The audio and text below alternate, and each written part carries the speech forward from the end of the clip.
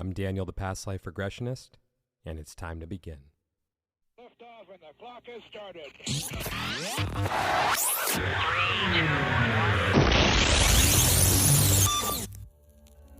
This is Timeless Spirituality.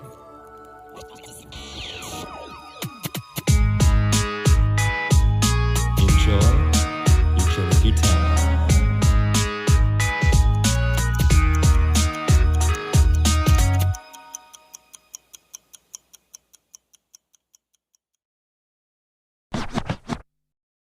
Hey everyone, welcome back to Timeless Spirituality. If you would like to book a regression with me to discover who, when, and where you have been throughout time, you can reach me on Instagram at The Past Life Regressionist or my website, thepastliferegressionist.com.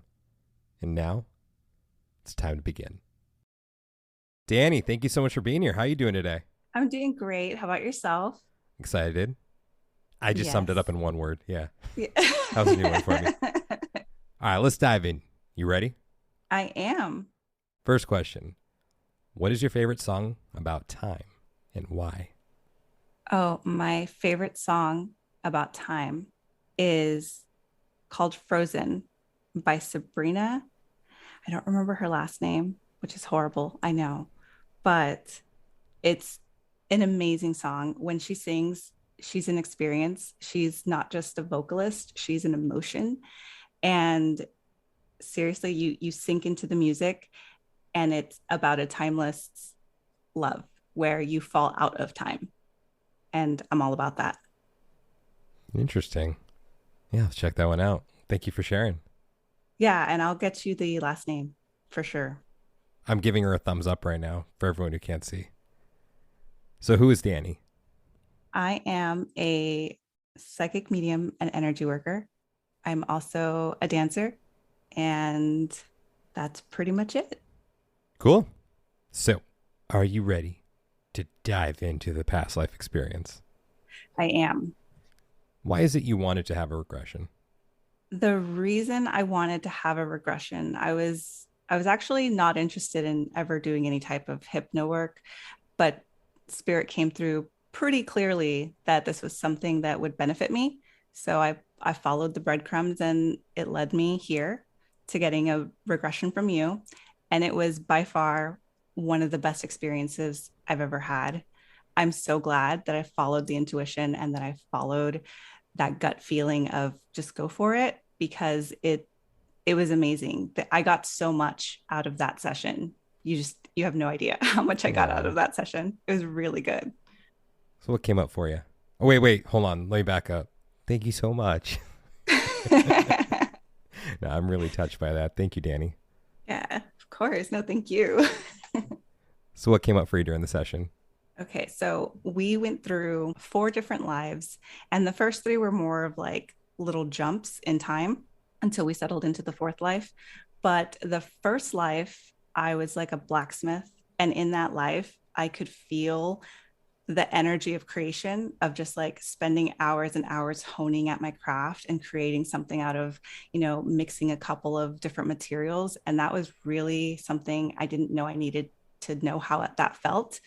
And then in the second life, I was a father giving his daughter away to be married. And I was so overcome by the love that a father has for his daughter.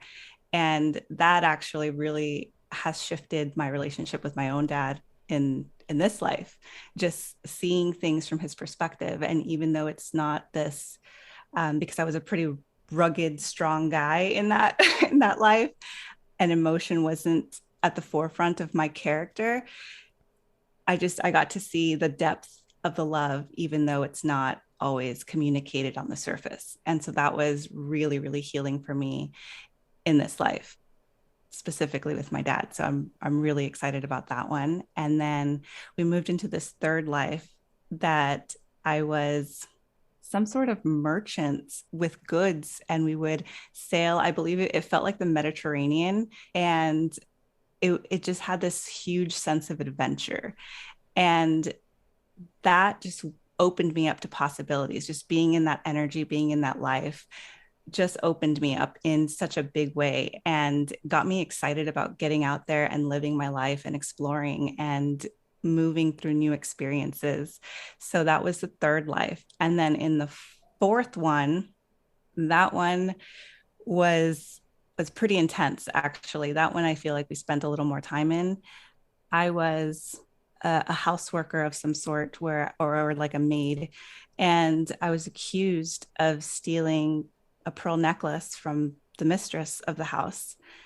I was taken, held in a cell for a few hours, and then executed.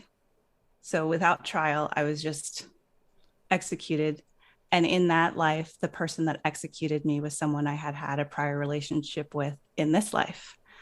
So there was some karma there between us. And after you pulled me out of that experience of that life, we went into clearing a cord between me and this ex of mine.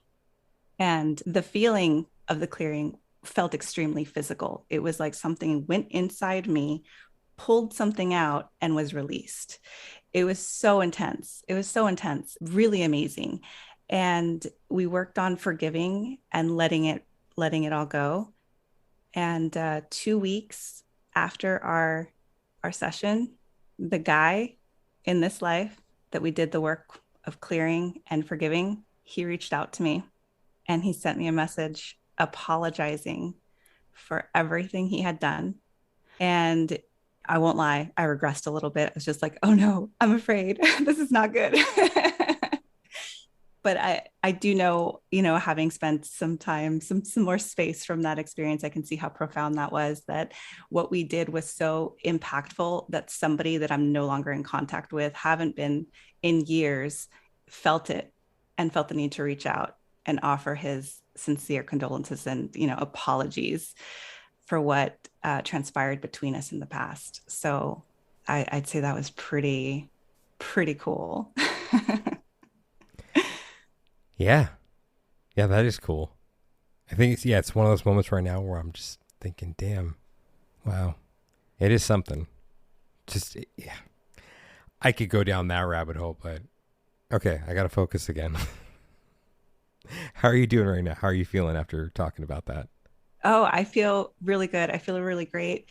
I know that after our talk, I blocked him, not because, there's ill will, but because I've worked really hard to cultivate a life that I love and enjoy.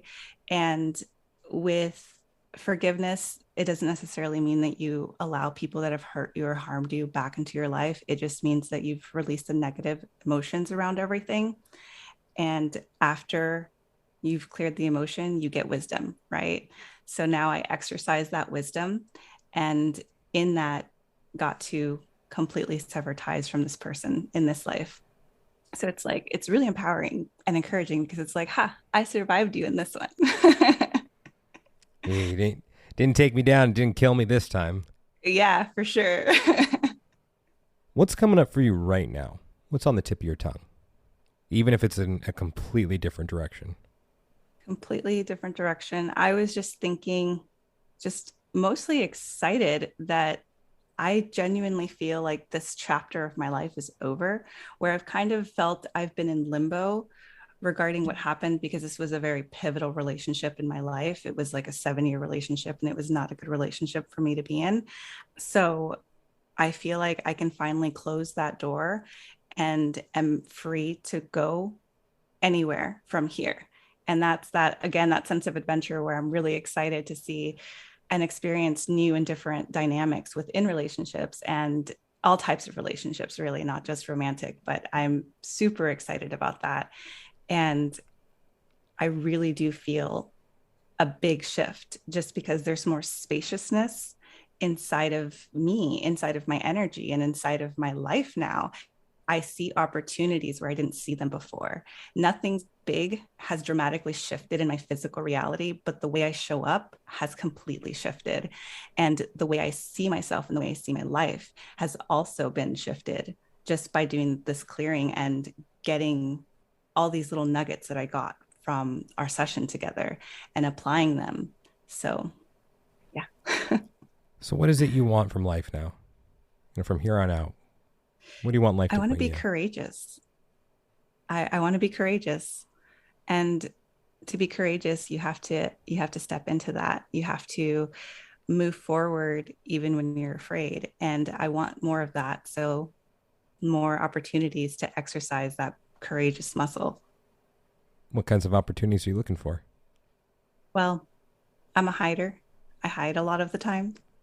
I'm kind of like the hermit life is the good life. So I'm pretty alone most of the time. And it doesn't bother me to be alone. I like being alone. I'm very content. And I think that's kind of the problem is that I'm very happy to be left to my own devices at any given moment. And I want to cultivate more connection and to make the connections that I do have now stronger than they were before. I want to open my heart out and show up for different types of connections with people that I cherish and have been cherishing for years in a more assertive type of way, if that makes sense. Like I really want to connect with people. And that's something that's I feel I need courage to do just because it's so easy to slip into doing my thing, being alone, going wherever I please, whenever I please. It's just so easy to get comfortable there. Why is that a bad thing? It's not a bad thing. I just want more balance. Do you feel comfortable talking about your gifts? I do. Yep. Right. What you got? Well, I'm a psychic medium and energy worker, like I stated previously. And I had some experiences growing up that really freaked me out. So for a while there, I just stopped listening. It's not that I wasn't still having these experiences, it's just that I wasn't available to them for a really long time. And anytime I would get a hit from spirit, I would just ignore. It's kind of in one ear, out the other. I got into the habit of throwing away my intuition when it came up for me. I think it's partially because there's like this inner like rebel kid that's just like, no, you don't tell me what to do. I think that has something to do with it a little bit, but I just got into this habit of ignoring my intuition. And anytime there was a red flag or my gut would tell me to go one way, I would say no. If I feel like it, I'm going to do what I want and I'm going to go the way that I want to go. And boy, did that get me into some trouble. Do not recommend, not at all. I came back to this work and to my abilities after ignoring about 5 or 6 very clear messages from spirit that I was going to have an accident where I caught fire at a live dance showcase. And I walked right into it. I was just like, no, I don't believe that that's going to happen. I can handle myself. I'm just not even going to acknowledge that you told me 6 different ways I shouldn't do this. I'm going to do what I want to do. I made a commitment. I'm going to show up and I'm going to do it. And I walk in and we're backstage and there's a last minute wardrobe change. And they're like, put this shirt on. And it has these tassels hanging off of it. Why wear tassels with fire? I don't know. And in the moment, I was just like, are you sure? This doesn't look fire safe. I don't want to catch fire. And they're like, no, yeah, it's fire safe. It's fire safe material. You'll be fine. I dance it in all the time. And I'm just like, okay.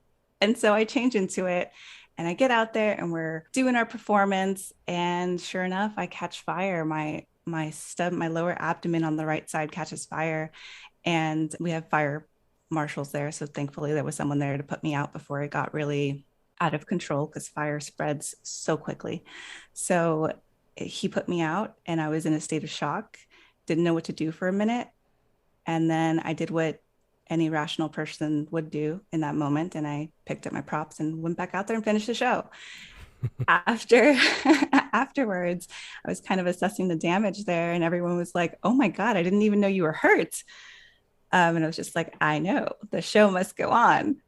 So we were looking at that and I ended up with a pretty good sized scar going across my stomach.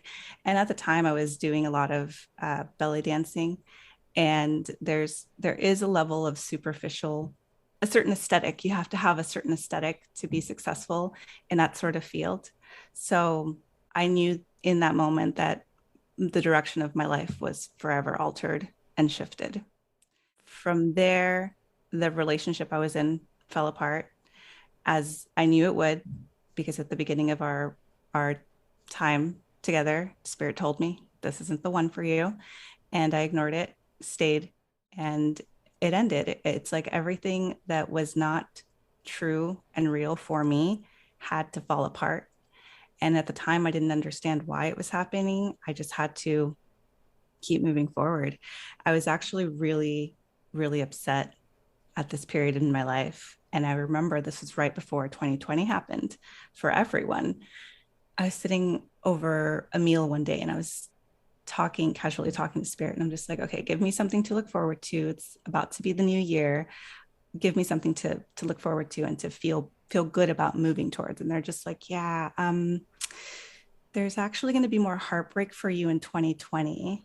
Just keep your chin up. And I'm just like, no, no. That was not the deal.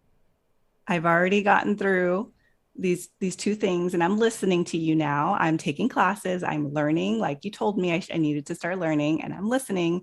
You got to give me something. Like you can't expect me to keep going at the rate that I'm going into more heartache. That's just not fair. That's not the deal. And there is no negotiating with Spirit, honestly. Little did I know at that time. But later in 2020, we lost our grandmother, my paternal grandmother, and she actually was also a psychic, and she would read for people, but she never read publicly, which I thought was really weird. I was like, if you have this gift, why don't you share it with people? It wasn't until her passing and I told my parents, hey, this is what I'm doing now, that they told me the family story of what happened to my grandma when she was little. So when my grandmother was a young girl, she actually had a sister named Angela. And Angela's gifts were insane. She was super on point, very, very strong in the gift.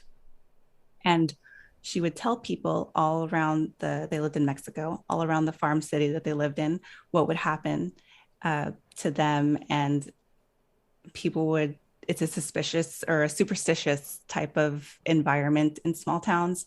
So word of her spread to the cities.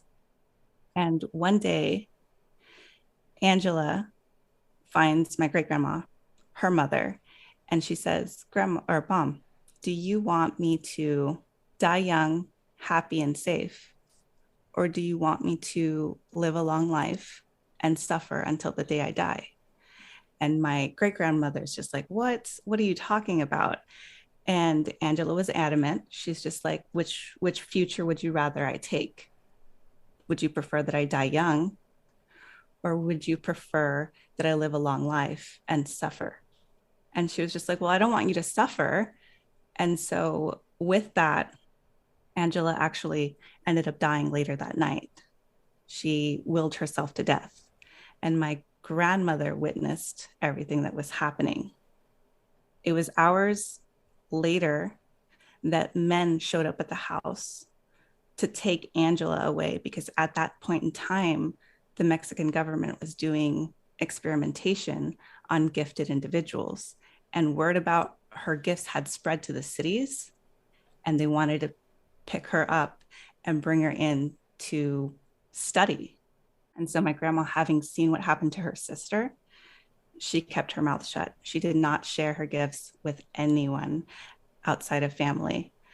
And so when I heard this story, I reflected on my own journey with my own gifts and how I've been in this unconscious rejection of them my entire life, where I would hear spirit and I would ignore it, or I would just shut it down or push it away. And I wondered if there was some sort of ancestral connection there between how I feel about my gifts and how my grandmother felt about her own. And during our session, I should say this instead, Spirit has actually been asking me to come forward and step into a more embodied experience around who I am. And that includes owning the fact that I can do what I do. publicly, more vocally, to which I was resistant. I'm just like, no, I'm not going to do that. That's, I'd rather just keep what I'm doing, let people come to me. Word of mouth is great. I don't need to put myself out there to any capacity and let myself be known. And we were going back and forth around that. And they were like, well, why? What's stopping you? And I said, because I feel like the nature of this work is that you're looked at like you're guilty until you prove yourself innocent. And as soon as the words left my mouth, I was just like, oh, that's my past life, where I'm just assumed guilty before I've had the opportunity to prove my own innocence. And in that moment, it just everything clicked for me. And it was just like, okay, so there's this intersection between the ancestry wound and then my own soul wound and how that interplays and resonated. And I just think about that and I'm just like, wow, my soul picked this life, picked this family so that I could carry this wound and work through my own soul wound in this life as Danielle, coming from this lineage of secrets and hiding. And I thought that that was the most profound thing that's come out of our session together, just seeing the magnitude of the soul, ancestry, and me, and how it all interplays and it all connects. It was pretty intense. And how are you feeling right now about sharing your gifts and talking about them in the moment? I feel good. I feel like it's easier to navigate through what I'm feeling simply because I can understand the nuance and the energy. I can understand, okay, this here is ancestry, this here is soul work. And what a beautiful opportunity it is to be able to do the healing soul work consciously in this way. Like that's like having all the cheat codes, you know? You know, it's interesting. At the beginning, when you were reflecting on the past life experience, you did a great job, you know, very well spoken, very articulate. But it wasn't until you started talking about your gifts when I just felt you light up at that point. Yeah. Yeah. I mean, I love that this is part of me. I love that this is part of my family. I love that when I step into my gifts, I get to remember my grandmother who's been visiting me all day today, by the way. Hey, Grandma. Yeah. Yeah. So I really, I just, it's given me more license and freedom to love myself in a different type of way, where it's on a soul conscious level that I picked to be this human, that I picked my problems, that I picked my family, that it's all going to be okay, and that I just get to live this life and make the most of it. I just feel so empowered in that. I love that. I love that I get to be me. I love that there's these multiple connections from all these different areas of my life that are intersecting in who I am. So how is it that you want the world to see you? That's a really good question. I really want the world to see me, I think in all the ways that any of us want to be seen, in the ways that we want to share who we are and be accepted for it. I think that that's what it comes down to.